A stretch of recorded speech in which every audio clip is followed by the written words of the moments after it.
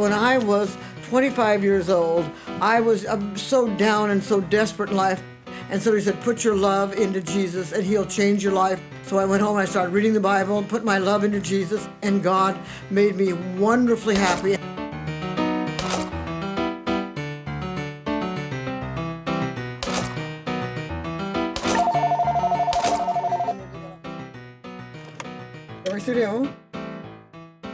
What we do here is we take these women and we just turn them into, making them absolutely beautiful. We work on their hair, their makeup. So I'm going to take you in the back room now and show you exactly what we do.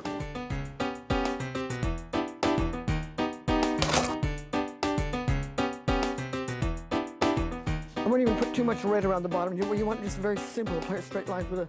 We take the Bible and take true sexuality and then we project it in our pictures. See, we take them back to the garden, honey. We take him back to the garden, and we tell him how Eve desired the man. And that's what's exciting. Don't move the hip. These might fall off. We move. Come on, honey. Get hot. Big smile. Ooh.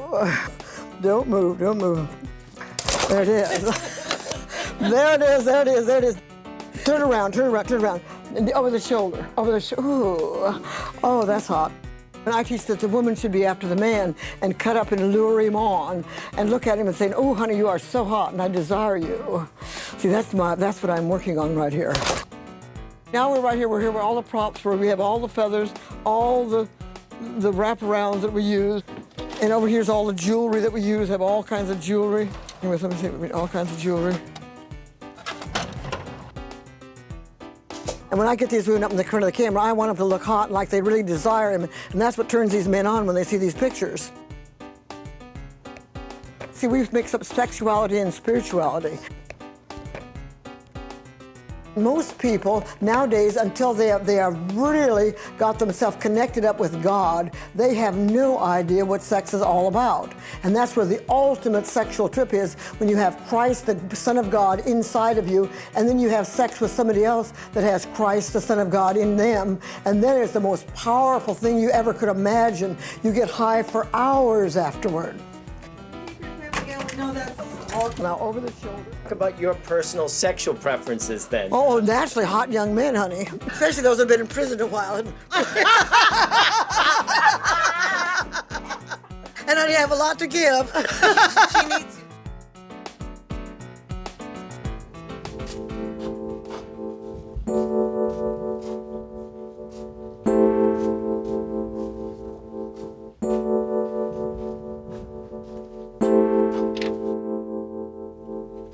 So here's our presses, here's where we do all our printing.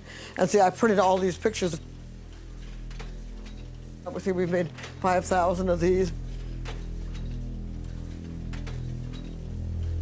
This is where they sit all day long and they just load up magazines for the prisoners. All one of these bags right in here is a bag for the prisoners. All my inmates, everything is my inmates.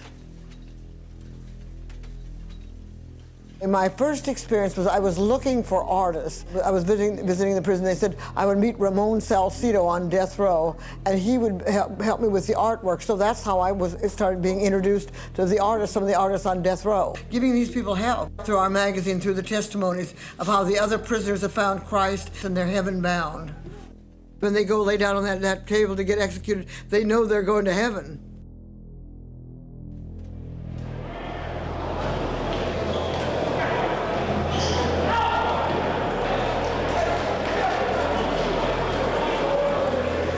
Being up there in prison on death row and in the main lines, I've met many murderers, and it doesn't faze me a bit. I met Richard Ramirez, and I think he killed about 13 people. He was the big mass murderer in Los Angeles. We met his wife, and we would always chat, and sometimes I would give him candy when we come out and sit in the visiting room and visit. He was always very cordial and very nice to me.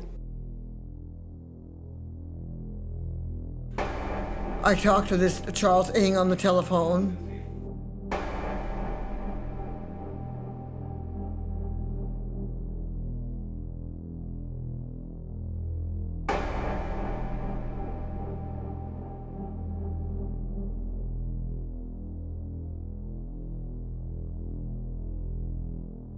So I finally found this one that is top-notch called Alfredo Valdez, and he's the one that does all our artwork. And then we started this magazine. This is Alfredo Valdez.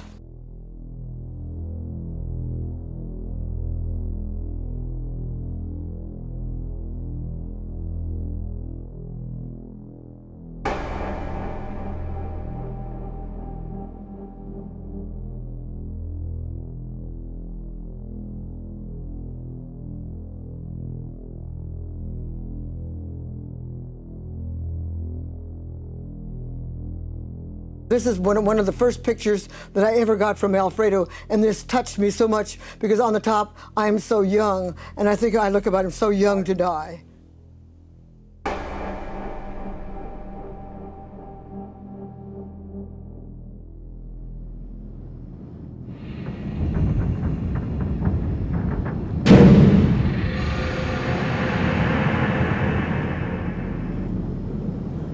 You see, this is death row. This is with the snake coming around the gun towers. And this is in the background here. Here's the car with his prison number on the background.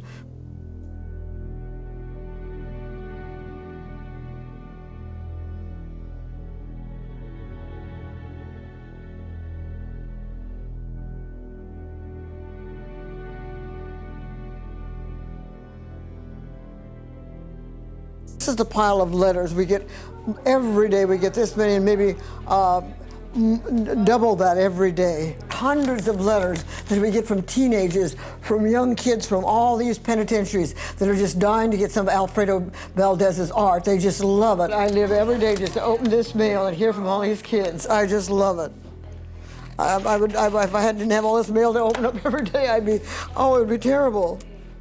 Salinas, California is a jail there. Chino, Corona, that's another big prison. Folsom, California.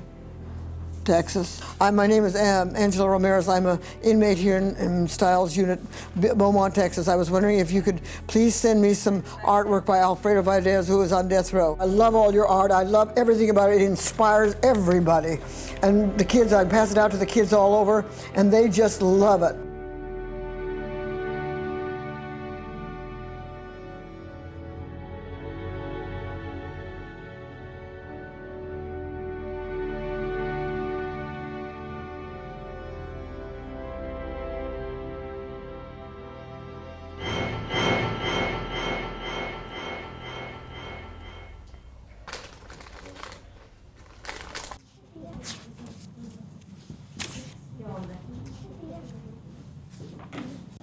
This has to go to the post office. Maybe 5 of those will go out a day. We don't advertise anything. Everything is from word of mouth. Everything is word of mouth inside the prisons. I've always been very upset about that death sentence. I've always been very upset about it. And there's nothing much I can do about it except go up there and tell these people about Christ and bring them some comfort. That's the only human thing I can do about it. We're going to San Quentin. We're going to see Alfredo Valdez. We're going over the Golden Gate Bridge, and everybody's out here having a wonderful time this morning, and we're going to go sit and see one of those poor inmates that never gets out to see anything. Now we've arrived at San Quentin, and we're going up to meet Alfredo on death row. And as you look back in the background, you'll see the prison, see the big smokestack there. I understand, I've been told that that's when they used to execute him with the gas chamber. That's where they'd let the fumes out. First, then we're going to sit in the booth and put our food down, and then we're going to wait for them to bring the inmate down in handcuffs. That really made me feel very nervous. But after the years of coming here, I sort of forget about all that and just think about the happiness and the cheer that I can bring him. Then I'll give Alfredo a big kiss and make him feel real loved and real welcome.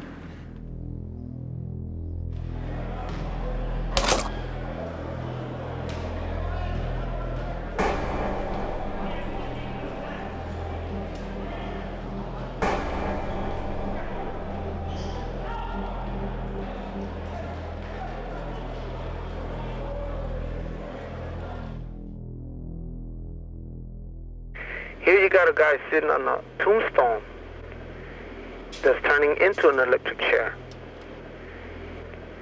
You have a girl on the side where she's doing drugs with her hand down and bleeding, from a syringe.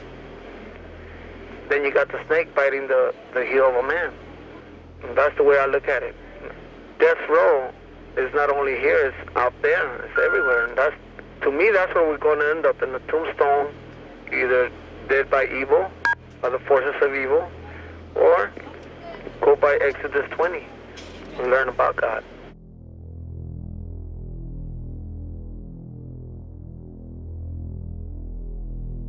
If you turn that writing upside down, it says life. The one where it says death, that upside down, it says life.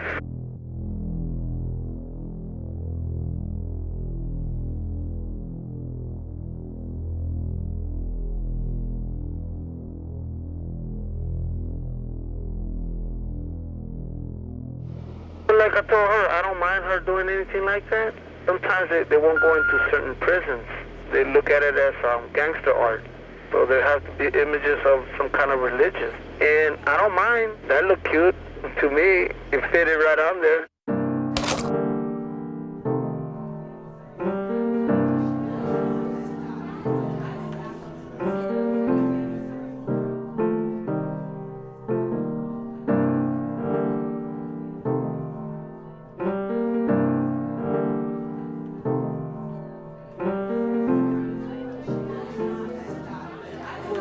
In some small degree, I guess, your theme here. Oh, exactly. See, I brought some of my prison art to show you all these death row inmates. And I have thousands of kids. I have thousands of gangsters that we do all this literature for.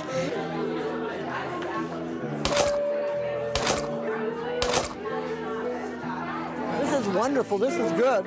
This is very good. This is very good.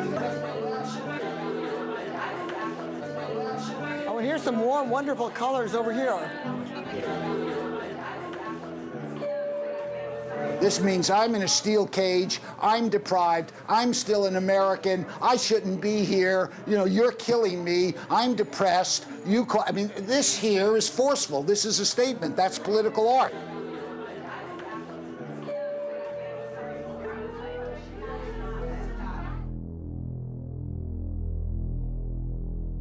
The first day that I got here, that was the first day that there was an execution. So I was like, whoa, wait a minute, they already opened up death row and I just got here. After that, I pretty much, I didn't feel fear or nothing. It was like a shock. To most of us, it's a shock. But there are some people that come here and they can't hang with the time, so they end up hanging themselves. It's a trip because a lot of us get run over, you know, as far as in the courts, in the court system. We don't get fair trial, so we sit in here and start tripping about that. Don't get me wrong, I believe in death row. I believe that there should be a point to where people need to be executed, but there's a lot of people in here that are put in here because of a small factor, you know what I mean? Can you imagine waking up and being dead and that you split hell wide open? Do you imagine that? And that's real, that's real. God talks more about hell than he does about heaven. When I go to heaven, I want to see all these prisoners that we've led to Christ, and I want to see them in heaven after they've had to live these horrible lives down here, you know, on these death rows and all. I want to see these guys in heaven.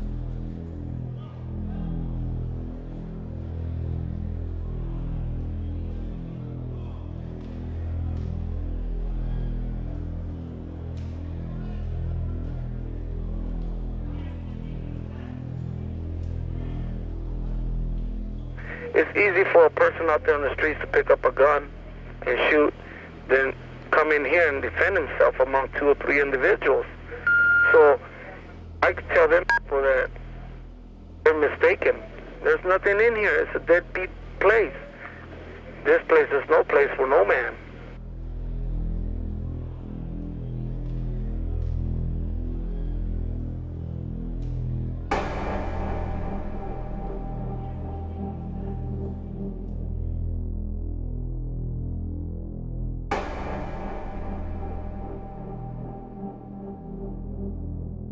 Do you think Alfredo will be executed?